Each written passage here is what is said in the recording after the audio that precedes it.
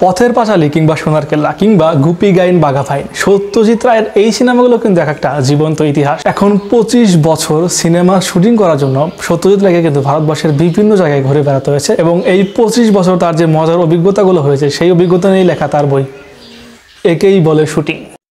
এখন বইটি কতটা ইন্টারেস্টিং, বইটিতে কোন কোন ছবির শুটিংয়ের বেশি আলোচনা করা হয়েছে কিংবা বইটি পড়ে আমার কেমন লাগলো, আর এটা একটা ইন্ডিয়ান বই, আমি বাংলাদেশ থেকে কীভাবে কিনলাম সব কিছু নিয়ে আজকে ডিটেলস আলোচনা করবো।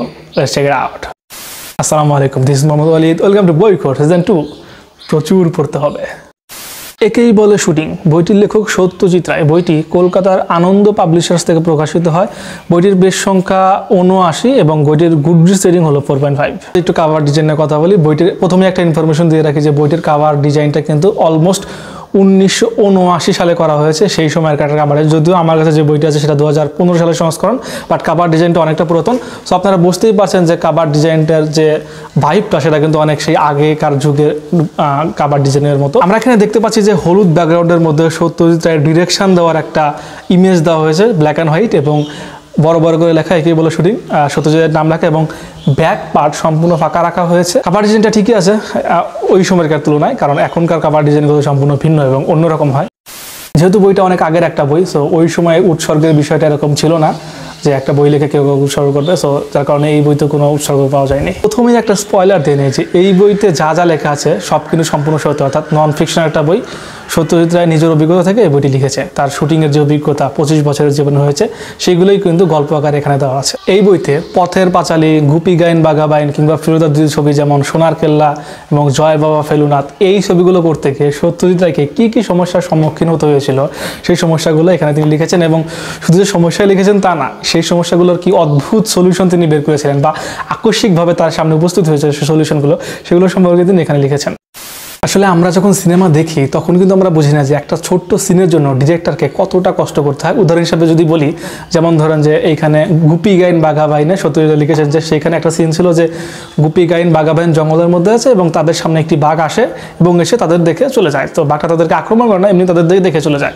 এখন সেই দৃশ্যের জন্য একটা বাঘ লাগবে, সেই বাঘ জোগাড় করতে গিয়ে কি কি কষ্ট হয়েছিল সেগুলো একটু বলি। সত্যজিৎ রায় এখানে বলেছেন যে পশু পাখির যে শুটিংগুলো সেগুলো হলিউড কিন্তু এই শুটিংগুলো করতে এক্সপার্ট, কারণ তাদের কাছে এক্সপার্ট লেভেলের পশু পাখি থাকে, কিন্তু বাংলাতে কিন্তু এরকম থাকে না। তো তাদেরকে একটা মাদ্রাজি সার্কাসের সাহায্য নিয়েছিল, সেই সার্কাসে একটা বাঘ ছিল, সেই বাঘকে তারা হায়ার করে এবং ভাড়া করে আর কি তাদের শুটিংয়ের জন্য। এখন সমস্যা যেটা হয়, সার্কাসের বাঘ তো সার্কাসের জন্য ট্রেন, শুটিংয়ের জন্য ট্রেন না। সলিউশন বের করা হলো যে বাঘের গলায় একটা সরু রশি বেঁধে সেই রশির নিচেটা মাটির সাথে পুঁতে রাখা হবে একটা যে কোনো কিছু সাহায্যে, যাতে করে ক্যামেরায় বোঝা না যায় যে কোনো সুতো আছে বা রশি আছে। ওকে, ঠিক আছে, কিন্তু আর একটা সমস্যা বের হয়ে গেল যে রশি তো বোঝা যাবে না, কিন্তু বাঘের গলায় তো দাগ থাকবে। রশি যখন বাঘের গলায় যে রশি টান পড়বে তখন তো বাঘের লোমগুলো ভেদ করে যাবে, তখন তো মানুষ বুঝতে পারবে যে এখানে বাঘের গলায় কিছু একটা পড়ানো আছে, সো মানুষ তখন বুঝে যাবে।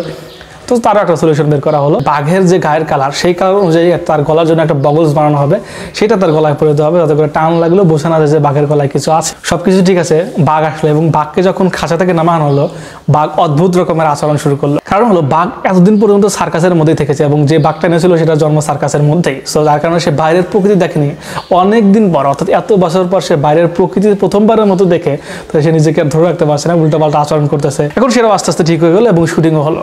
এখন দেখা গেলো শুটিং শেষে সত্যজিৎ রায় বাসায় ফিরে গিয়ে পরের দিন যখন সে রিলস চালালো, সেটা দেখলো যে তার ক্যামেরার কারণে পুরো সিনটা একদম কালো হয়ে গেছে, কোনটা বাঘ কোনটা জঙ্গল কিছুই বোঝা যাচ্ছে না। সো তার ওই শুটিং সম্পূর্ণ ক্যান্সেল, তার আবার ওই শুটিংটা করতে হবে, আবার সেখান থেকে বাঘ আনা হলো, আবার সব কিছু অ্যারেঞ্জ করা হলো, আবার অনেক সমস্যার সম্মুখীন দিয়ে ফাইনালি গিয়ে তাদের সমস্যার সমাধান হলো এবং তারা শুটিংটা শেষ করতে পেরেছিল। সো এই যে কষ্টটা, এটা কিন্তু আমরা বুঝি না, ছোট্ট একটা সিনের জন্য ডিরেক্টরকে কতটা কষ্ট করতে হয়। সো সেই কষ্টগুলোই কিন্তু সত্যজিৎ রায় এখানে উপস্থাপন করেছেন এবং বেশ মজার মাধ্যমে উপস্থাপন করেছেন। এমন না যে তার কষ্ট অভিযোগ করছেন, এরকম না, তিনি জাস্ট গল্প বলা ছলে এগুলো শেয়ার করেছেন আমাদের সাথে। তাছাড়া সেই সময় তো এত উন্নত প্রযুক্তি বা উন্নত ক্যামেরা ছিল না, তো যার কারণে তাদেরকে সিম্পল শুটিং করতে গিয়ে কিন্তু অনেক সমস্যার সম্মুখীন করতে হয়েছে। এই বই থেকে আপনাদের আরও একটা উদাহরণ দিই যে তাদেরকে কী পরিমাণ কষ্ট করতে হয়েছে বা সত্যজিৎ রায়কে কী পরিমাণ কষ্ট করতে হয়েছে শুটিংগুলো করতে গিয়ে। ধরেন আমি পথের পাঁচালীর কথা বলি, যেটার জন্য সত্যজিৎ রায় পরবর্তীতে অস্কার পেয়েছিলেন। তো এই সিনেমা শুটিং কিন্তু 2.5 বছর ধরে হয়েছিল। ইয়াস, আপনি ঠিকই শুনছেন, 2.5 বছর ধরে একটা সিনেমা শুটিং হয়েছিল। এর কারণ হলো টাকা তাদের পর্যাপ্ত পরিমাণে ছিল না, তাদের হাতে টাকা আসতো। সত্যজিৎ তখন চাকরি করতো, এমন না যে সে প্রফেশনালিজম ফিল্ম মেকার ছিল, চাকরি করতো, চাকরির পাশাপাশি সে ফিল্ম পরিচালনা করা একটা শখ ছিল, যার কারণে পরিচালনা করে। তো তাদের কাছে যখন টাকা আসে তারা একটা শ্যুট করে চলে যায়, আবার যখন টাকা হয় আবার শ্যুট করেছে, এইভাবে চলেছিল 2.5 বছর ধরে। এই সময়ের মধ্যে তাদের অনেক সমস্যার সম্মুখীন হতে হয়েছে, যেমন ধরেন 2.5 বছরে যে মেইন ক্যারেক্টার অপু এবং দুর্গা তাদের বয়স বাড়ছিল, সো তাদের বয়স কম দেখাতে হবে সেটা একটা বিষয় ছিল। এই 2.5 বছরের মধ্যে তারা একটা শ্যুটে একটা কুকুরকে ব্যবহার করে এবং পরবর্তীতে শ্যুটে যখন সেই কুকুরকে ব্যবহার করতে চায় তখন দেখেছে সেই কুকুরটা মারা গেছে, কারণ মাঝখানে 3-4 মাস চলে গেছে, এই 3-4 মাসের মধ্যে কুকুরটা মারা গেছে। এবং সেই কুকুরটা কোথায় পাবে, এবং শুধু কুকুর না, একটা মানুষও মারা যায়, সো সেই মানুষের একটা রিপ্লেসমেন্ট লাগে। পথের পাঁচালীর একটা মেইন গুরুত্বপূর্ণ বিষয় হলো কাশফুল। সো ধরেন সত্যজিৎ রায়রা প্রথমে একটা কাশফুলের শুটিং করছে, তার পরবর্তী 3-4 দিন বা 3-4 মাস পরে সেখানে যখন গেছে দেখেছে কাশফুলটা নেই। কারণ কি, কারণ ওই মৌসুম শেষ হয়ে গেছে, যার কারণে কাশফুলটাও শেষ হয়ে গেছে, কিংবা গরুতে কাশফুলগুলো খেয়ে ফেলেছে, কারণ ওই সময়কার গরুদের প্রধান খাদ্য ছিল কাশফুল। সেখানে একটা সমস্যা হয়েছিল, তো তখন তাদেরকে ওই শ্যুটটা আবার পরবর্তী বছরের জন্য অপেক্ষা করতে হয়েছে যে কখন আবার সেই মৌসুম আসবে, সেই কাশফুল আসবে, আবার সেই কাশফুলের সেই শুটিংগুলো করতে হবে। সো বিশাল একটা ঝক্কির বিষয়। আপনি যদি এই বিষয়গুলো একদম ডিটেলসে জানতে চান তাহলে কিন্তু সত্যজিৎ রায়ের জীবনী নিয়ে বানানো একটা ছবি আছে অপরাজিত, সেটা দেখতে পারেন। সেই ছবিতে কিন্তু পথের পাঁচালী কীভাবে নির্মিত হয় বা সত্যজিৎ রায় কীভাবে সিনেমাতে আসে এভরিথিং একদম ডিটেলসে দেখানো হয়েছে।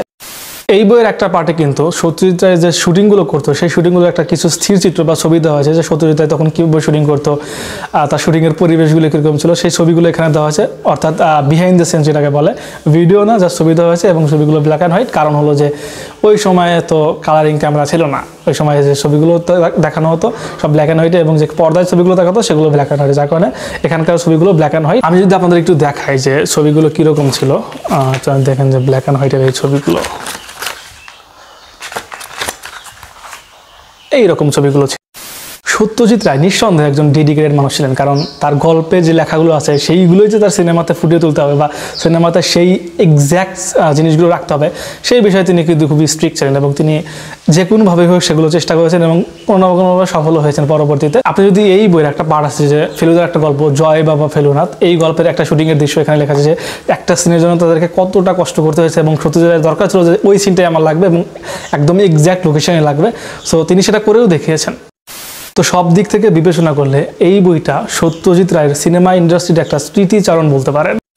সত্যজিৎ রায় বাংলা ভাষার অন্যতম সেরা পরিচালক, এই বিষয়ে অনেকের সন্দেহ থাকলেও আপনি যদি এই চ্যানেল সাবস্ক্রাইব করেন তাহলে বাংলা বিষয়ক যে বইয়ের রিভিউগুলো পাবেন এই বিষয়ে কোনো সন্দেহ বা তর্ক নেই। সো সাবস্ক্রাইব করে ফেলুন আর বেল বাটনে ক্লিক করে ফেলুন, যাতে পরবর্তীতে যে কোনো আপডেট আপনি সবার আগে পেয়ে যান। দেখা হচ্ছে নেক্সট ভিডিওতে, বাই।